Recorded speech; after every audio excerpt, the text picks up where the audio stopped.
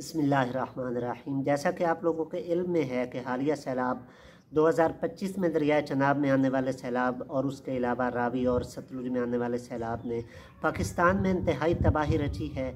और ये वक्त था कि हम मुसीबत के मारे मुसलमान भाइयों के साथ खड़े होते, उनका साथ देते। लेकिन अफसोस, कुछ औलिया उल्लाह के दुश्मन बरसाती मेंढकों की तरह जाने उसी सैलाब में से निकले और लगे टें टें करने, वीडियोज़, तस्वीर और पोस्टें वगैरह शेयर करके देखिए जी ये फ़लाँ बुज़ुर्ग का मिज़ार है और ये पानी में डूबा है तो अल्लाह का वली जो है वो अपने मिज़ार को नहीं बचा सका। माअज़ल्लाह, इतना भद्दा एतराज़ कभी तारीख़ इस्लाम में सुनने में नहीं आया था। लेकिन अफसोस, ये जाहिल किस्म के लोग आज मुसलमान भाइयों का अकीदा ख़राब करने की भरपूर कोशिश करते हैं। सबसे पहले इन लोगों से आप ये सवाल पूछ सकते हैं कि अगर आप अपने इस दावे में सच्चे हैं तो हज़ारों मसाजिद भी फ्लड में ऐसी मसाजिद हैं जिनके अंदर पूरी तरह सैलाब का पानी दाखिल हुआ, लोग नमाज नहीं पढ़ सके, उन मसाजिद में अज़ान नहीं हो सकी और बिजली वगैरह हर किस्म की ख़त्म हो चुकी थी। उन मसाजिद में से लोगों का आना जाना ख़त्म हो चुका था,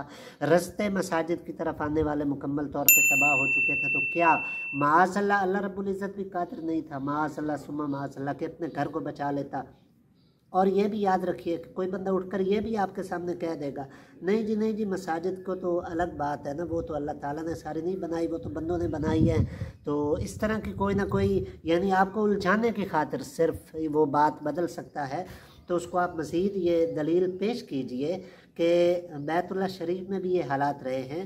वो तो अल्लाह रब्बुल इज़्ज़त का घर है और बैतुल्लाह शरीफ तारीख़ इस्लाम की तकरीबन हर किताब में ये वाक़या आपको मिल जाएगा कि जिस वक्त नबी पाक सल्लल्लाहु अलैहि वसल्लम का वक्त था, ज़ाहिरी ज़माना, तो उस वक्त दोबारा जो तामीर हुई थी बैतुल्लाह शरीफ की, वो इसी वजह से हुई थी कि बारिशों में और ज़्यादा पानी आने की वजह से काबा शरीफ का कुछ हिस्सा मुनहदम हो गया था। तो माअज़ल्लाह अल्लाह रब्बुल इज़्ज़त उस वक्त भी कादिर नहीं था कि अपने घर को बचा सकता।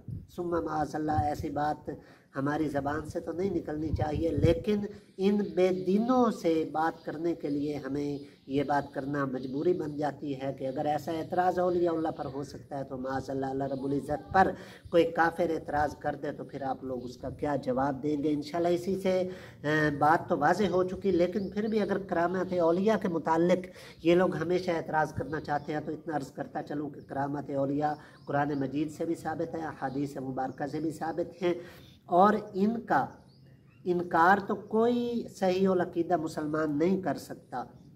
लेकिन मुसीबत के आने पर अपने मिज़ारात को बचाने की ही अगर ये एक मखसूस बात ये उठाना चाहते हैं तो फिर आप लोग ज़रा इनके कान से पकड़कर इन्हें ले जाइए आज़ाद कश्मीर के इलाके मुज़फ़्फ़राबाद में। 2005 में वहाँ ज़लज़ला आया, ज़मीनें फट कर लोगों की पूरी इमारतें ज़मीन के अंदर धंस गई थीं और उस वक्त भी वहाँ मकामी लोग आज भी आपको गवाही देंगे कि साईं शाह इनायत का मिज़ार और साईं सहेली सरकार का मिज़ार, ये दो मिज़ारात पूरी तौर पे सलामत रहे थे, इनकी एक ईंट भी टूटी नहीं थी। तो मुसीबत के वक्त में औलिया उल्लाह ने अपने मिज़ारात को बचाने वाली करामतें भी दुनिया को दिखाई हैं, बस देखने वाली आँख चाहिए। अफसोस कि ऐसे लोग हर वक्त बस दीनदार मुसलमानों का अकीदा ख़राब करने पे लगे हैं। आखिर में दुआ करते हैं कि अल्लाह रब्बुल इज़्ज़त इस सैलाब में जिसका भी नुकसान हुआ, ये याद रखिए कि जिस पे बीती है वही जाने, हर बंदे को उस तकलीफ़ का एहसास नहीं होता। तो जिस पर ये बीती है वो बता सकता है कि ये कैसा तकलीफ़ दे सैलाब था। तो उनके लिए खुसूसी दुआएं भी, और आप लोगों ने उनके लिए खुसूसी अपने फाइनेंशली तौर पे यानी मुआशी तौर पे भी उनका साथ देना है ताकि वो सैलाब से मुसीबत ज़दा लोग दोबारा अपने पाँव पे खड़े हो सकते हैं। और मेरे चैनल अल इस्तिकामत के नाज़रीन और सामईन को खुसूसी तौर पे मैं शुक्रिया अदा करता हूँ कि हर मुश्किल घड़ी में वो सैलाब ज़दगान के भी साथ खड़े हैं और मुसलमानों के सही अकीदे के भी साथ खड़े हैं। अल्लाह हाफ़िज़।